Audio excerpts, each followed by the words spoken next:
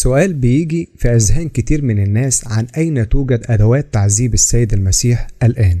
أصدقائي المتابعين لقناة كوبتك كوجي، أهلا بيكم بفيديو جديد على القناة. وقبل ما نبدأ ما تنسوش تعملوا لايك للفيديو واشتراك في القناة وتفعلوا زر الجرس علشان يوصل لكم إشعار بكل فيديو جديد بينزل على القناة.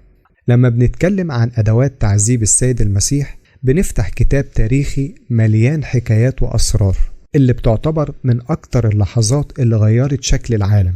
الحدث ده مش بس مؤثر وبيحمل معاني دينية عميقة عند المسيحيين، لكنه كمان بيثير فضول أي حد بيحب يعرف التاريخ والحاجات اللي بقت رمز لزمن فات. والسؤال اللي بيطرح نفسه، الأدوات دي راحت فين دلوقتي؟ إزاي اتنقلت من مكان لمكان؟ وهل لسه موجودة فعلا ولا بقت في طي النسيان؟ النهاردة هناخدكم في رحلة طويلة ومفصلة نستكشف فيها كل أداة من الأدوات دي، نحكي قصتها ونحاول نفهم إيه اللي حصل لها بناء على الروايات التاريخية والأماكن اللي بيقولوا إنها موجودة فيها.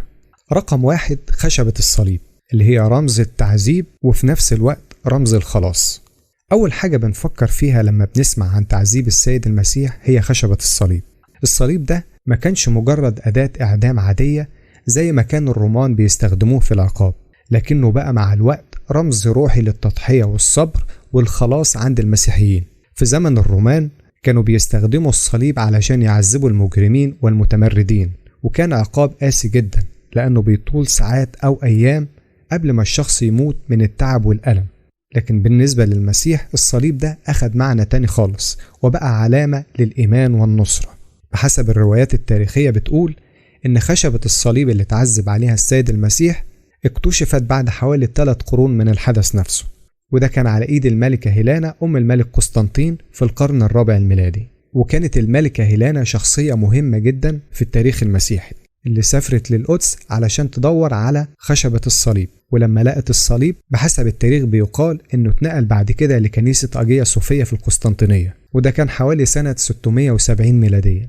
والكنيسة دي كانت مركز ديني كبير في العالم البيزنطي وكانت بتحتفظ بكنوز دينية كتير.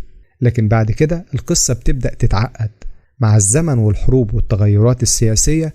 الصليب ده اختفى من السجلات الواضحة، ففي روايات بتقول إنه اتقسم لأجزاء صغيرة جدا علشان يقدروا يحافظوا عليه ويتنقل بسهولة، وإن القطع دي اتوزعت على مدن وكنائس كتير حول العالم زي روما والقسطنطينية وكمان مصر. فتخيل إنك في يوم من الأيام تزور كنيسة قديمة في اسكندرية أو في الصعيد وتلاقي قطعة صغيرة من خشبة الصليب محفوظة هناك.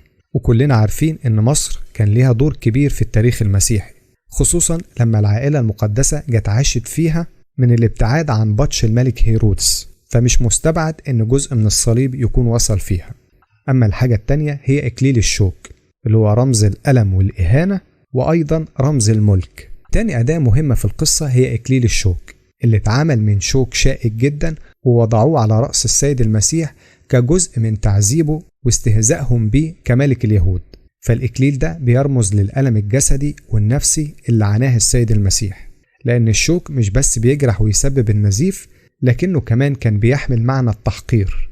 بحسب التاريخ المسيحي يقال إن الإكليل خاض مرحلة انتقال كبيرة من بلد لبلد واستقر في النهاية في كاتدرائية نوتردام في باريس بفرنسا. وكاتدرائية نوتردام مش مجرد كنيسة عادية، دي واحدة من أشهر المعالم الدينية والتاريخية في العالم.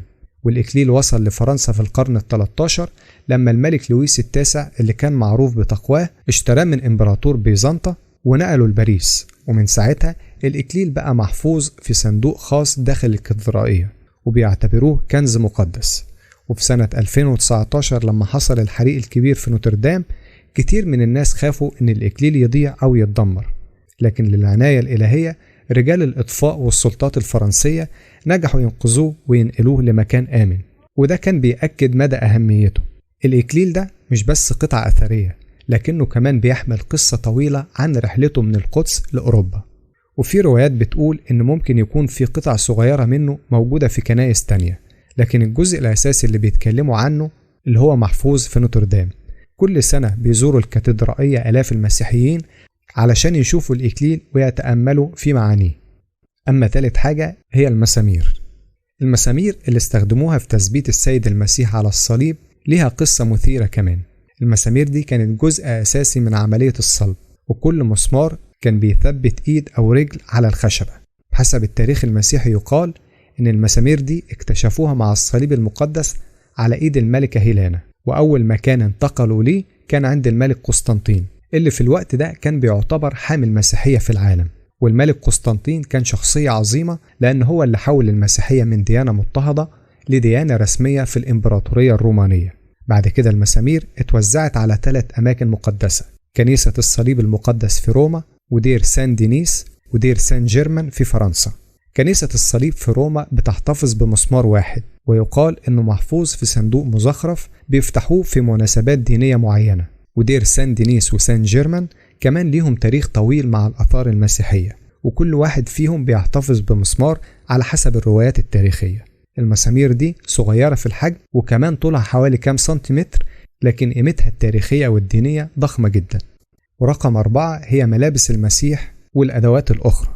لما نيجي بقى الملابس السيد المسيح والأدوات اللي استخدموها في تعذيبه، زي القصبة اللي ضربوه بيها، والإسفنجة اللي شرب منها الخل، والحربة اللي طعنوه بيها في جنبه، والعمود اللي ربطوه عليه وضربوه.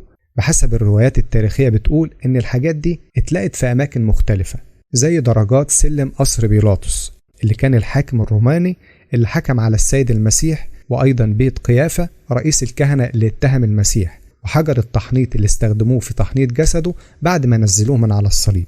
حجر التحنيط اللي موجود في كنيسة القيامة في القدس هو واحد من أقدس الأماكن عند كل المسيحيين، والكنيسة دي بتضم قبر السيد المسيح وحجر التحنيط وكتير من الآثار المتعلقة بالصلب.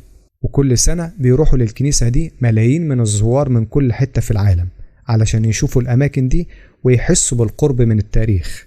الملابس نفسها زي الرداء اللي كان لابسه السيد المسيح بيقولوا إن جزء منه موجود في أماكن زي كنيسة في ألمانيا اسمها ترير، لكن الجزء الأكبر محفوظ في كنيسة القيامة. وكل أداة من دول بتحكي جزء من القصة.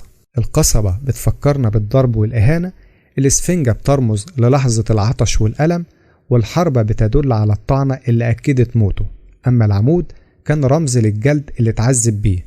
والحاجات دي مش مجرد أدوات، لكنها بتحمل ذكريات لحظات صعبة جدا، ولكنها كانت لحظات فاصلة في التاريخ البشري اللي قدم فيها السيد المسيح الخلاص لكل العالم. وللعلم الأدوات دي مش مجرد آثار قديمة نكتشفها ونحطها في متحف وخلاص، لكن الأدوات دي بتحكي قصة إنسانية عميقة جدا بالنسبة للمسيحيين. فالأدوات دي بترمز للتضحية اللي قدمها المسيح علشان الخلاص، وبتعلمهم الصبر والقوة في مواجهة الظلم والصعوبات. ولكن كمان لو حتى إنسان مش مؤمن بالإيمان المسيحي، لسه القصة دي بتحمل درس كبير عن قسوة العالم القديم، وإزاي البشر كانوا بيعاملوا بعض بطرق وحشية. وكل قطعة من الأدوات دي بتحكي عن لحظة من التاريخ، وبتخلينا نفكر في اللي حصل من آلاف السنين. يعني في النهاية أدوات تعذيب السيد المسيح مش مجرد حاجات قديمة، لكنها جزء من تراث إنساني بيربط بين الماضي والحاضر.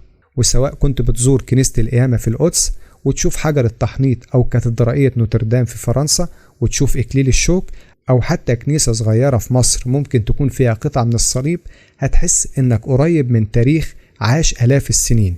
والقصة دي مش هتخلص، لأنها بتفضل تتجدد مع كل جيل بيسأل الأدوات دي فين دلوقتي، وكل إجابة بتفتح باب لسؤال جديد.